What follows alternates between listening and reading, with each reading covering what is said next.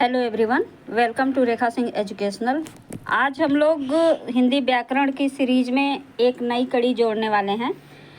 एक हिंदी व्याकरण में एक समूह है जो अनेक शब्दों के लिए एक शब्द। अनेक शब्दों के लिए एक शब्द परीक्षा में बहुत ही महत्वपूर्ण होता है और उसका अर्थ अगर नहीं समझ पाते हैं तो बहुत ज़्यादा कन्फ्यूजन होता है। ये अनेक शब्दों यानी कम शब्दों में अपनी अभिव्यक्ति को दूसरों के सामने रखना ही अनेक शब्दों के बदले एक शब्द कहा जाता है। ये मेनली संस्कृत के शब्द होते हैं।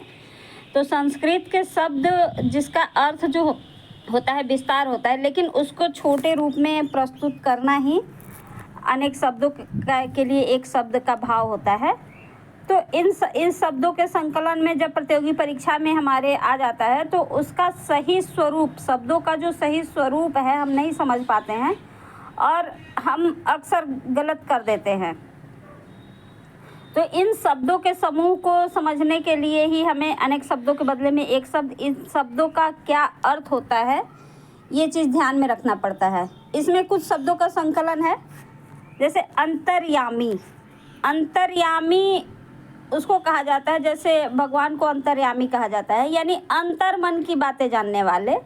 मन को भी अंतर कहा जाता है और मन के भीतर का भी, मतलब एकदम गहराई वाले अंतर मन की जो बात जानने वाले हैं, जो आत्मा है जो परमात्मा से जुड़ती है, तो उस भगवान को जो जानते हैं, उस बात को जो जानते हैं, अंतर्यामी उनको कहा जाता है। अभूतपूर्व, भूतपूर्व ऐसे शब्द हैं, जैसे कि भूतपूर्व यानी पहले हुआ है अब नहीं है, लेकिन अभूतपूर्व जो है, अभूतपूर्व का मतलब होता है कि जो कभी नहीं हुआ है, अभी नहीं हुआ है, जो पहले कभी नहीं हुआ है और अभी भी नहीं है, तो पहले कभी हुआ ही नहीं है, उसको अभूतपूर्व। यहाँ पे 3 शब्द ऐसे हैं, अखंड, अखंड, अखंडनीय, अखंडित। ये तीनों शब्द मुझे परीक्षा में बहुत कंफ्यूज करते थे। तो इसका जो मेन, अगर हम भाव, इस शब्दों के भाव को समझ लेंगे तो फिर हमारा ये गलत नहीं होगा।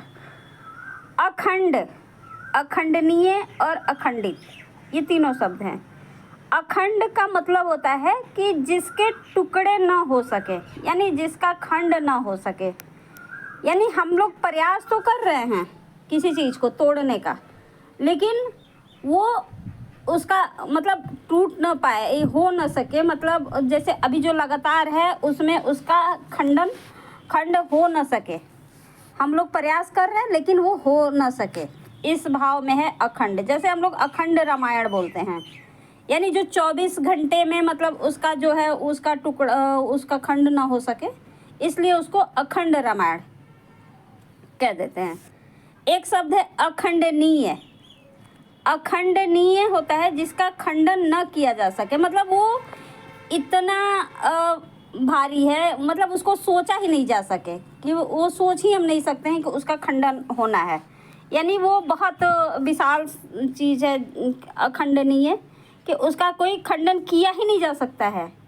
होना नहीं होना की वो तो बात है, होना तो प्रयास हम करेंगे तो होना ना होना होता है, लेकिन जिसका हो ही न सके, पहले से ही है कि उसका होगा ही नहीं, अखंडनीय है। और अगला जो शब्द है अखंडित।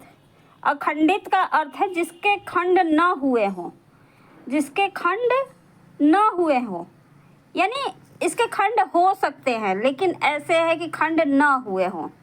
ये खंडित हो सकता है लेकिन ऐसा पदार्थ जिसका खंड अभी न हुआ हो, अभी न हुआ हो, अखंडित कहा जाता है।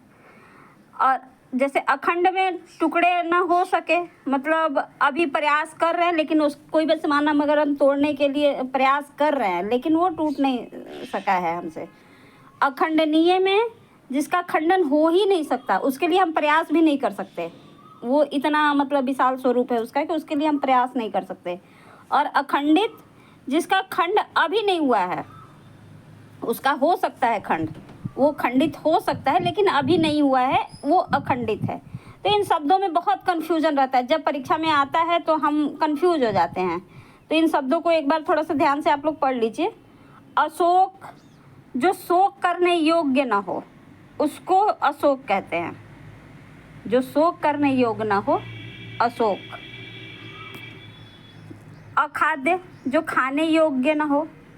एक शब्द होता है अथाह और अगाध, इन दोनों का अर्थ सेम होता है। अथाह या थाह यानी गहराई होता है, तो इसी को कहते हैं जैसे अथाह, जिसकी थाह या गहराई का पता न लग सके, यानी जैसे कि माँ बच्चे का प्रेम जो होता है वो अथाह या अगाध प्रेम होता है, अथाह प्रेम होता है, उसकी गहराई को नहीं नाप सकते।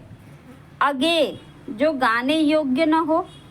और अगोचर, अगोचर यानी जो इंद्रियों द्वारा न जाना जा सके, अगोचर। जैसे अगोचर, जैसे भगवान का स्वरूप जो है अगोचर हैं, तो वो अगोचर यानी हम उनको इंद्रियों से नहीं देख सकते।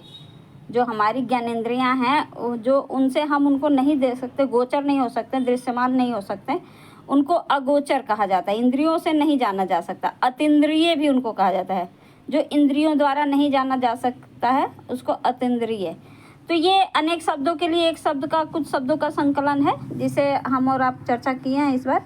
तो इसमें इसको ध्यान देके हम पढ़ते हैं और प्रतियोगी परीक्षाओं में जब कन्फ्यूजन नहीं रहता है तो उसको सही करके हम प्रश्न को सही कर लेते हैं। धन्यवाद।